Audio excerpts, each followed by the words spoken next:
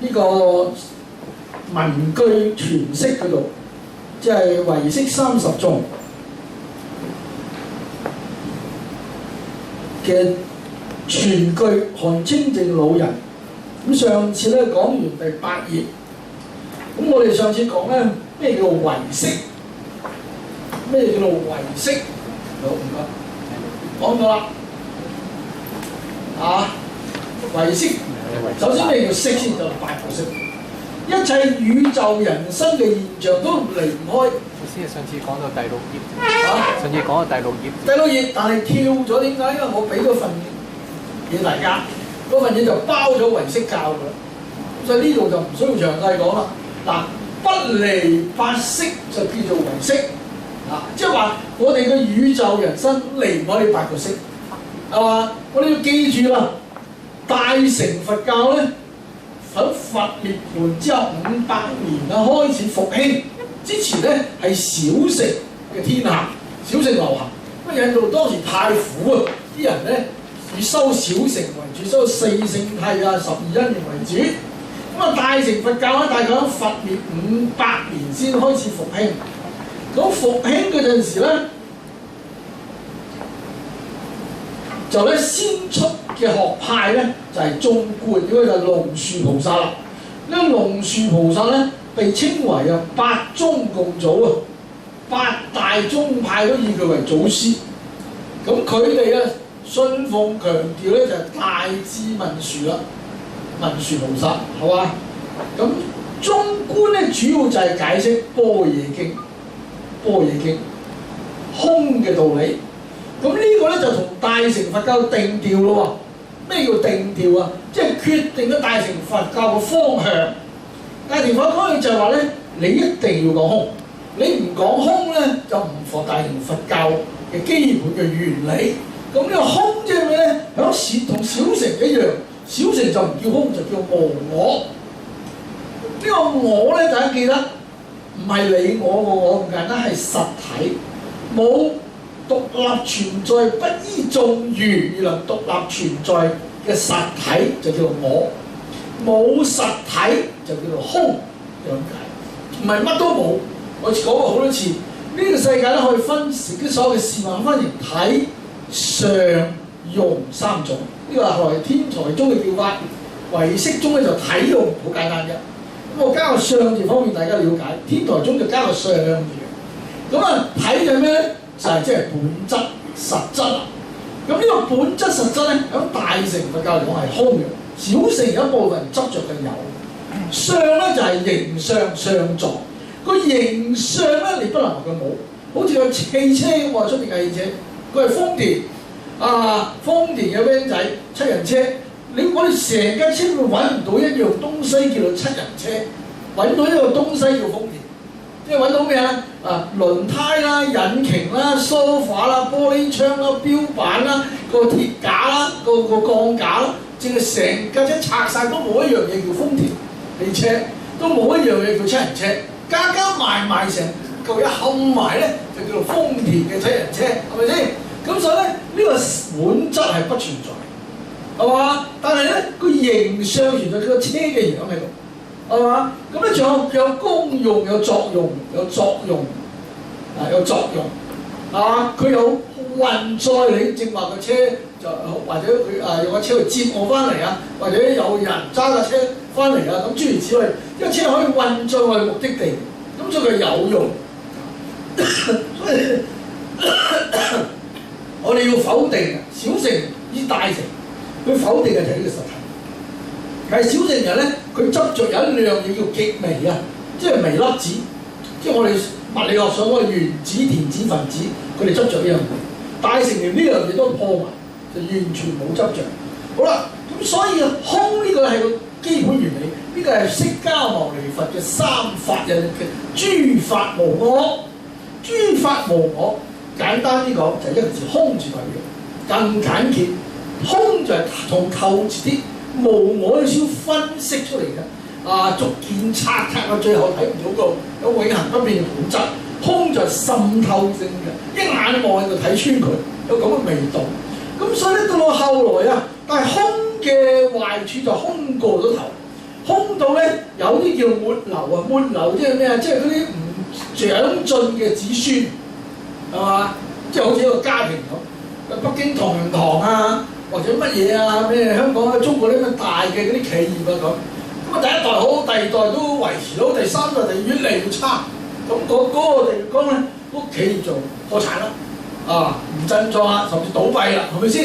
咁寺廟都係嘅喎。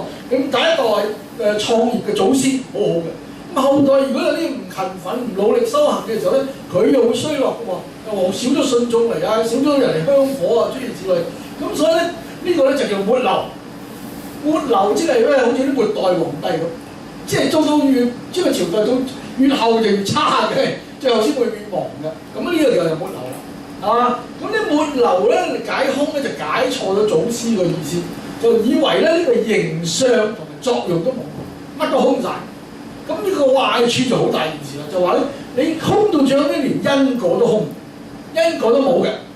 既然一切解空㗎嘛，咁使乜理咁多因果啫？係嘛？咁戒律都唔使理嘅咯喎，咁守戒一空㗎嘛，係咪先？咩都係空㗎嘛，係嘛？咁啊亦都唔使精進修行，因為空啊嘛，係咪？咁所以呢樣嘢咧就叫末流，即係話咧到末代子孫啲唔長進嘅徒子徒孫咧，就錯誤理解祖師嘅意思，係嘛？就學歪咗走歪咗路，咁於是乎需要有人出嚟撥亂反正，咁到啊佛滅後咧800年900年咧，就出咗兩兄弟係非常了不起嘅宗師，就係所謂無著菩薩同世親菩薩啦。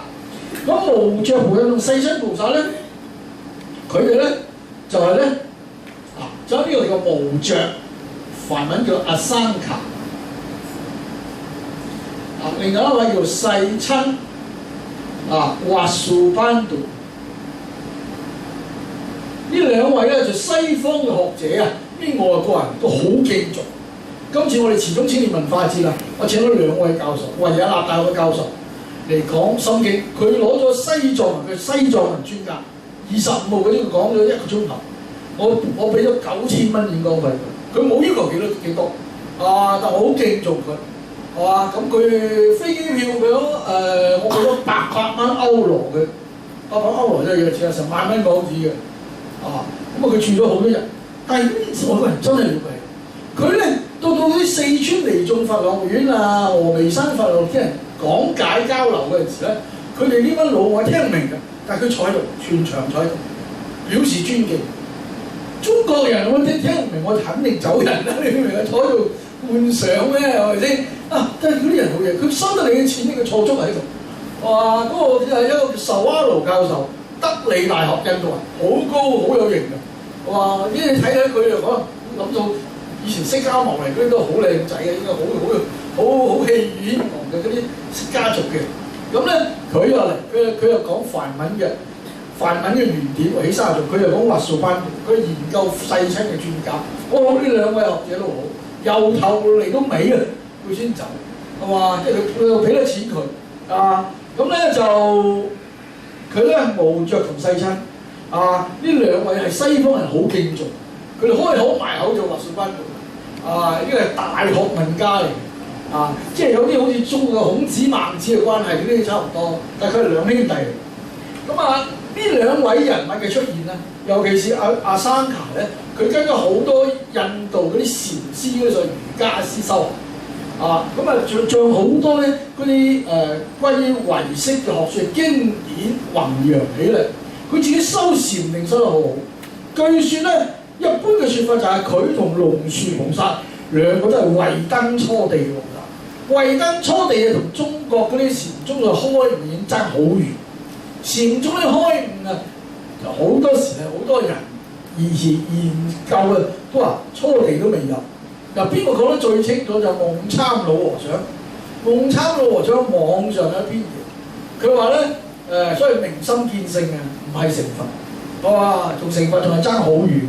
佢話最多係《華嚴經》裏邊個十順地圓滿啫。呢個夢參老和尚咩？夢參老和尚講《華嚴經》佢而家就喺普壽寺五台山嘅普壽寺講經啊嘛，100歲都有。咁佢呢番話咧，佢講就好適合咯，你明唔明啊？因為佢係出家人，又係長老級。咁啊，説明咧，如果唔係咧，就以為我哋喺度破壞禪宗嘅形象。咁因為禪宗嗰啲所謂頓悟啊、咁啊明心見，其實咧就係諗通咗問題，豁然開朗。咁當然啦，人就好機靈㗎啦，好通透㗎啦。咁但係你真係同真係見到仲係有距離。所以喺成個印度歷史上啊，真真正正被稱為見咗道初地菩薩咧，只有頭先嘅龍樹菩薩。八大宗派大成都以為佢係祖師喎，你話可想而知。同埋呢個無著，無著仲緊要嘅點解呢？因為無著嘅著作比龍樹更周密、更深入。咁所以西藏人啊，西藏啲人係好挑剔嘅，眼角好高嘅。佢成日都話西藏出好多叻人猛人㗎嘛。好多啲古代西藏識都好多啲好有見地證悟好深嘅人㗎嘛。但係佢哋一致對無著好恭敬。話無著菩薩咧係三地菩薩，你睇佢嘅境界好簡單，就話佢個品位越高嘅時候咧，佢講嘅越係咧冇人講過，唔輕易講，同埋好透徹，同埋好周密、好嚴密，個系統好氣派、好龐大。好似釋迦牟尼咁，佢喺婆羅門教興盛之下，佢成個婆羅門教嘅推翻嘅，係嘛？建立一套完全未有嘅佛法嘅系統。係嘛？咁呢個係即係法師有咁嘅境界同福德，同福報好大。去到印度邊度都受尊重，所以咧呢個係福報嚟嘅，即係唔係話你想做得到，有咁嘅福同慧。咁所以每一地嘅菩薩嘅福慧都唔同，同埋呢啲咧全部係有到國王嘅供養、恭敬、國師，好多弟子經佢學禪修，同埋聽佢講經。佢啲講嘅經有啲道理係前人所未有，所以當時咧。佢啲弟子就話：老師你講嘅嘢咧，以佛經都冇嘅，一般佛經都冇嘅。咁咧係咪真係彌勒菩薩同佢開示？因為彌勒菩薩係未來佛，未來佛解釋迦牟尼嘅最好，係咪？即係等於未來嘅校長就解釋現任校長嘅政策就應該最妥嘅，係嘛？佢係承繼人。咁佢為咗固定啲弟子嘅信心。就佢每晚咧同弟子一齊修定，帶弟子入定嘅時候咧，就令弟子喺定中見到彌勒菩薩，親自講經為佢，長時間咁樣，咁佢自己定係好深嘅，因為修定修得好好嘅人咧，佢可以帶你入定，係嘛？你跟住一齊修定咧，佢可以引導你入定。咁但係有好多弟子咧，定力唔夠咧，有啲淨係聽到聲音，就見唔到彌勒。有啲咧就見到一團白光，即係見唔到佢嘅影像。你好有福報嘅咧，就見到乜都見到晒、聽到晒，係嘛？好有定力嘅。咁呢個就係呢個故事。咁所以咧，無著世親佢提出咧，就係要糾正空中沒漏，乜都空晒。咁所以咧開始就講有啦。咁但係呢個係大乘嘅有，有即係咩咧？就係存在啦。大乘嘅有，大乘嘅有咧就唔係一無所有啊。咁呢個小乘大乘有同小乘嘅有咩唔同咧？大乘嘅有咧，仍然係睇透咗呢個本體本質，事事物物嘅本質係空。呢個咧，佢立場同龍樹冇分別，係嘛？所以叫做咩咧？有一句説話叫不壞性空，唔會破壞呢個緣起性空呢個道理，而説有，而去講呢個有存在。咁呢個同小乘講有係分別。小乘講嘅有咧就係話呢個一切事物嘅本質啊，呢個極微啊係存在嘅，又叫做自性係存在嘅。嗱呢個咧，學唯識嘅人咧就唔會同意。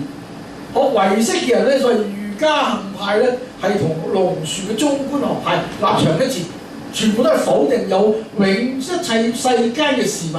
有永恆不變嘅實質，同一立場一致。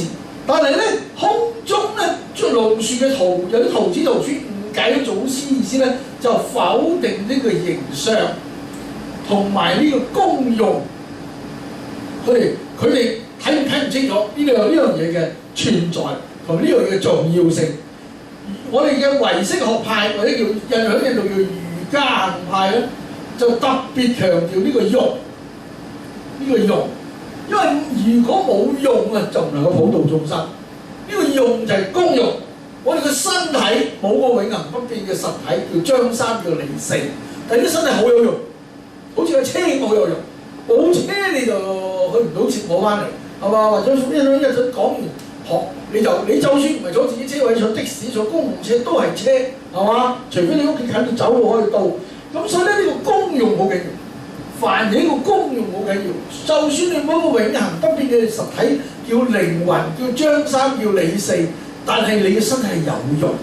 你身體用得唔好就做壞事，或者自暴自棄傷害自己。你用得好咧，就可以修行，就可以利益人，做大善人，甚至出家修道，甚至成佛，係嘛？咁所以個用你不能否定，你否定咗個用咧就慘啦，係嘛？咁你嘅做人生存就冇晒意義，係嘛？咁個形象係存在，係嘛？個形象你用不同嘅身份，你做不同嘅職業，係嘛？或者在家，或者出家，或者做呢個特區首長，或者做咩局長、司長，或者做生意人，或者做醫生、做律師，呢啲都係你出現嘅形象，你有代表性。咁呢樣嘢咧，又係令人對你嘅尊重，能夠咧用呢個身份去做好多有用嘅嘢嘅。咁所以呢個形象同埋功用咧係不可忽略嘅。我哋雖然佢唔係永恆不變，但係佢不可忽略。所以有就係講呢啲嘢係存在嘅。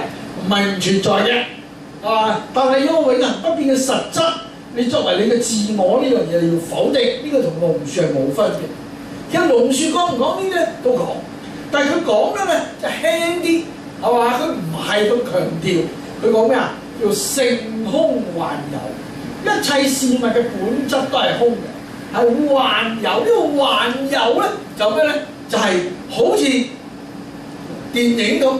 好似激雷射激光打出嚟咁樣，你捉唔到嘅，攞唔到嘅，譬如好似鏡中花、水中月咁幻有咩嘅印象？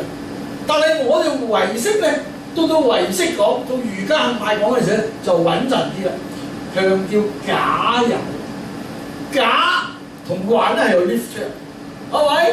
即係話如果係鏡中花、水中月咧，同塑膠花、紙花、絲花有冇分別啊？梗有分別啦，係咪？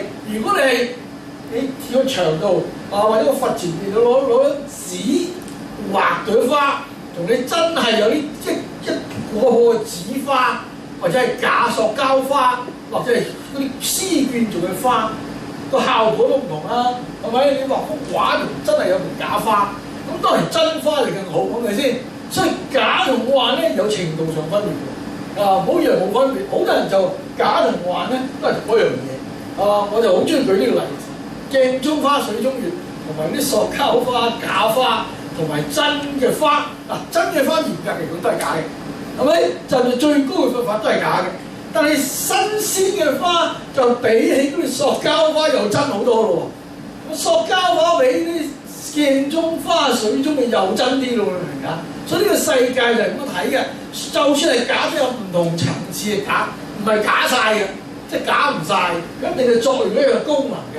嗱，唯識學派咧，瑜伽派就從呢個角度講存在，即係話你唔好即係以為佢幻有到咁緊要，佢唔係泡沫，佢唔係啲光影，明唔明啊？佢係你把握到嘅東西，你可以借助嘅，可以把握嘅。雖然佢唔係永恆，但係佢係有用嘅，係存在過嘅。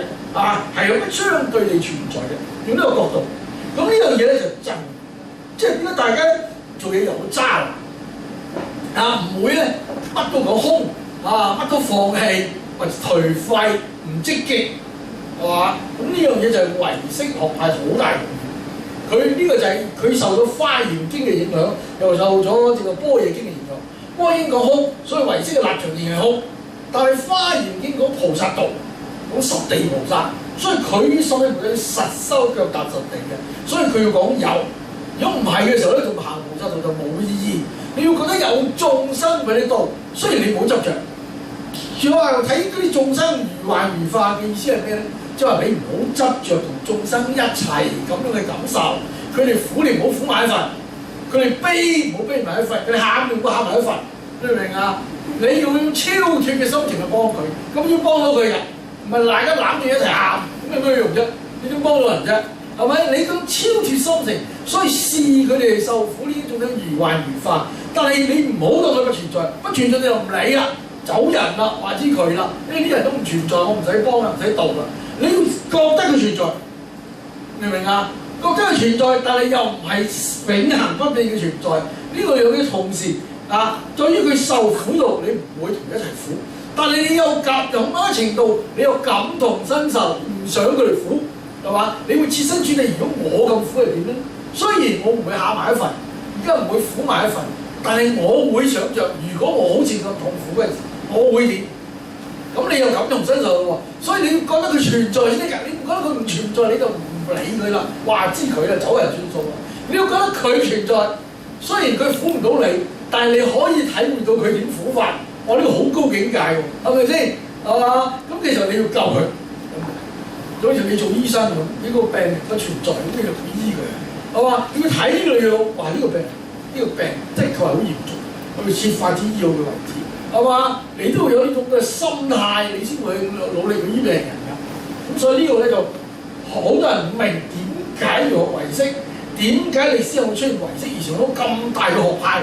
影響到咁深，影響到後來嘅中國，影響到後來嘅西藏，影響到後來嘅韓國高麗，影響到日本，影響到咁深遠，就係因為唯識嗰個佛法係重要得不得了。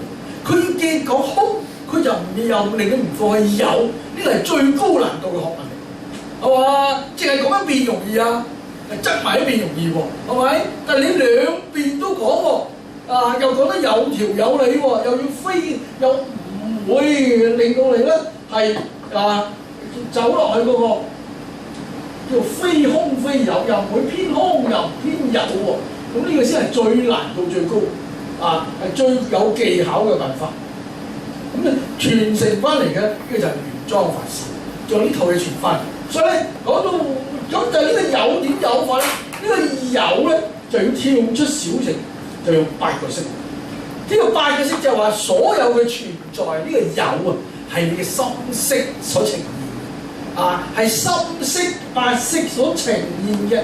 古代咧就用個邊字，邊字你好容易令人錯覺無中生有，其實咧我就中意用呈現。我嘅同門羅生嘅學生而家都70幾歲啦，以前中文大學霍韜晦咧就喜歡用轉化。轉化即係 transform 但係我認為咧呈現會，呈現就係咩？呢一樣嘢咧係本身係一種潛伏嘅種子功能，佢呈現出呈現即係出現咁解。佢由隱藏到出現，譬如好簡單啲電線嗰啲電線啲電係潛伏喺度，冇燈冇風扇冇冷氣之前。咁你入嚟開燈，個燈就出現，係咪先？